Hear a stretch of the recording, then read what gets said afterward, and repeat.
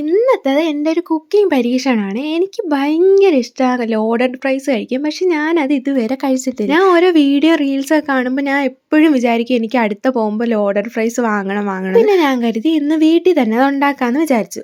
ആദ്യം നമ്മൾ ചിക്കൻ എടുത്ത് നമുക്ക് ആവശ്യമുള്ള മസാലയൊക്കെ ഇടണം. സാധാരണ നമ്മൾ വീട്ടിൽ ചിക്കൻ പൊരിക്കുന്നത് എങ്ങനെയാണോ അതേപോലെ തന്നെ മസാലയൊക്കെ നമുക്ക് ഇഷ്ടപ്പെട്ട മസാലയൊക്കെ ഇട്ടങ്ങ് പൊരിച്ചെടുക്കാം. കഴിഞ്ഞ് നമ്മളിനി ഫ്രഞ്ച് ഫ്രൈസ് ഉണ്ടാക്കി എടുക്കണം.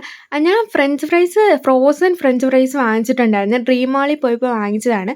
അങ്ങനെ അതെടുത്ത് ഫ്രൈ ചെയ്യണം. അത് നല്ലപോലെ ഫ്രൈ ആയി കഴിഞ്ഞാൽ നമുക്കിതിന് വേണ്ടിയിട്ടുള്ള മെയിൻ സോസ് ഉണ്ടാക്കാം. പക്ഷെ ആ സോസ് ഉണ്ടാക്കുന്ന വീഡിയോ ഞാൻ എടുത്തിട്ടില്ല. കാരണം ഞാനത് എടുക്കുന്ന കാര്യം വിട്ടുപോയി. അതെങ്ങനെ ഉണ്ടാക്കുന്നതെന്ന് ഞാൻ പറഞ്ഞുതരാം. ആദ്യം ഒരു പാൻ എടുത്ത് അതിനകത്ത് കുറച്ച് ബട്ടർ ഇടണം. ഒന്ന് മെൽറ്റായിട്ട് വരുമ്പോഴത്തേക്ക് 1 ടേബിൾ സ്പൂൺ കോൺഫ്ലോർ ഇടണം. അത് കഴിഞ്ഞ് അതിലോട്ട് 1 കപ്പ് പാലൊഴിച്ച് 2 സ്ലൈസ് ചീസും വെച്ചിട്ട് നമുക്ക് നല്ലപോലെ മിക്സ് ചെയ്തെടുക്കാം. ഇനി നമ്മൾ മയോണൈസും ടൊമാറ്റോ സോസും ഒക്കെ ഉണ്ടെങ്കിൽ അതെടുക്കുക. ഞാൻ മയോണൈസ് വീട്ടിൽ തന്നെ ഉണ്ടാക്കിയതാണ്.